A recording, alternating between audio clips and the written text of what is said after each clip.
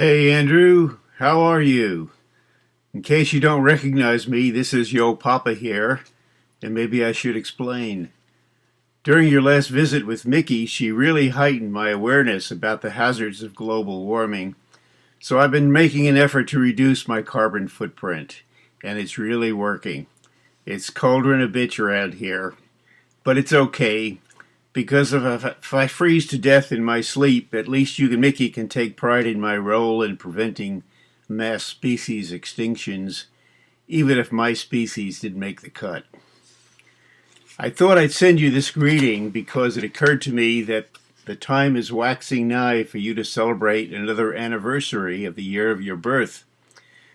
Occasions growing in importance because, as Winston Churchill would put it, they mark the beginning of the end of the first trimester of your young life. But as you segue into the end of the beginning of your middle trimester, with a pattern of commendable values and high achievement already established, one can only be filled with pride and excitement over the prospect of what lies ahead.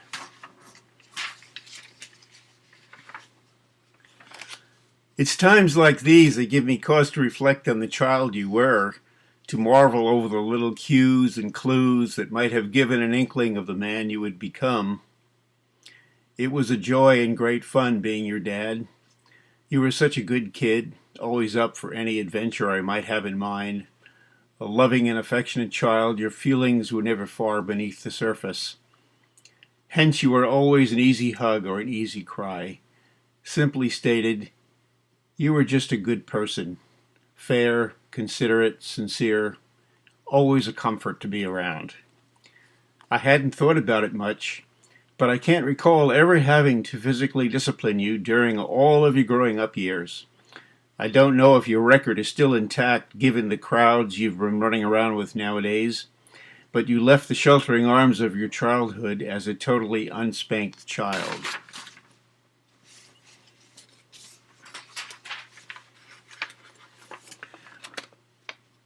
Reflecting for a moment on your growing up years, I'm flooded with memories that make me smile, or marvel at the good times or string of good luck that beat all the odds and brought you through it all safe and sound. You obsessed about things like, for instance, puddles. There was not a puddle on this earth that once seen you could not restrain yourself from jumping into. And yours were not sissy jumps. Rather, you would leap as high as you could with your legs drawn up under you like steel springs that you'd then unleash forcefully as you approached the water so as to send up a humongous splash that would drench everyone in the vicinity. You might recall getting your comeuppance for this practice one day on and around the island drive after a hard rain.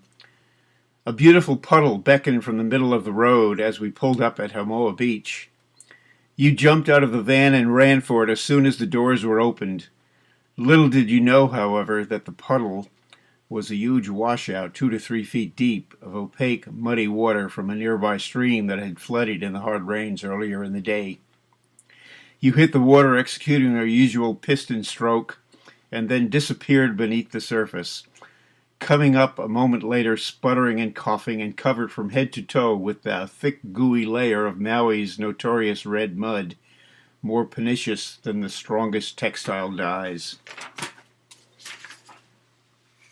You were a hilarious sight, and try as they might, your family and other bystanders could not restrain their laughter, and it was riotous. Your bright eyes, 2 holes in a red mask, scanned the impression you had made all around, teared up, and then a pink lower lip emerged from the mud, and out came the most heart-rending wails that finally ended the laughter with words and tentative pats of commiseration. Can't say that you learned anything from that experience. When you set your mind to doing something, you still go for it, take your chances, and accept the risk. You were always physically courageous, but never boastful or a show-off about it. Always subdued and self-directed. It's a wonder you survived your childhood without major injuries. I've lost count of all the bumps and scrapes I patched up from your skateboarding escapades, and I'm still haunted by what might have happened on the day we discovered that rope swing over EO Stream while hiking with your buddies. Launching from a lofty bank, the trajectory took a high arc over deep water, but there were sharp-edged boulders all around, so it was important to release at precisely the high point of the arc, else you might be impaled on the rocks. Some hesitated to mount the swing, but you went for it. To my dismay, you released the rope just a fraction of a second too late. I held my breath, observing your long, slanting fall towards the protruding rock spires, and gasped with relief when you entered the water with perhaps an inch to spare from disaster. You caught my eye when you surfaced, and we both acknowledged in that look that you had dodged a bullet that day. Conditioned somewhat by your maturation and the certain knowledge that you're not indestructible, you still rank among the achievers who think and do, rather than those that think and wish they had done.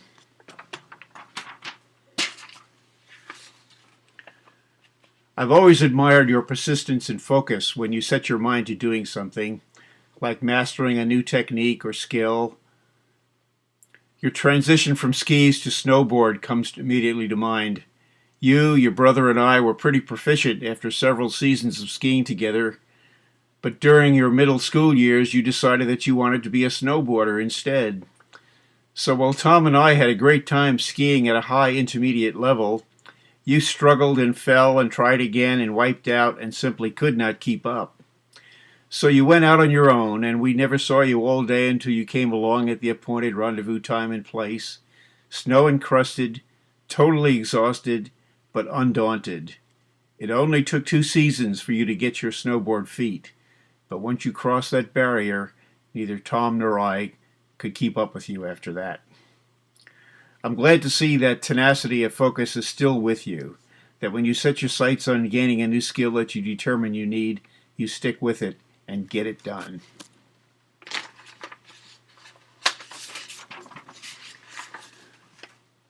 One of your enduring qualities was your unselfishness, that is, not drawing attention to yourself, even in extreme cases when you should have, like the day you broke your arm roughhousing at a friend's house. You continued your play as best you could after sustaining the injury, and then wandered home when you were ready, walked into the kitchen, useless arm dangling by your side, and asked, "What's for supper?" and then announced as an afterthought, "Oh, and I broke my arm." I guess we should keep in mind that only a small fraction of our experiences together were object lessons that had any relevance at all to the person you were to become. Most were just happy memories of how a beautiful, unself-conscious, innocent child perceived the world as he discovered it. Like the time I took you to see a University of Hawaii Rainbows varsity basketball game. You had a peculiar way of tuning out what was being said around you or what had gone down before when you were turning something over in your mind, lost in your own thoughts as it were.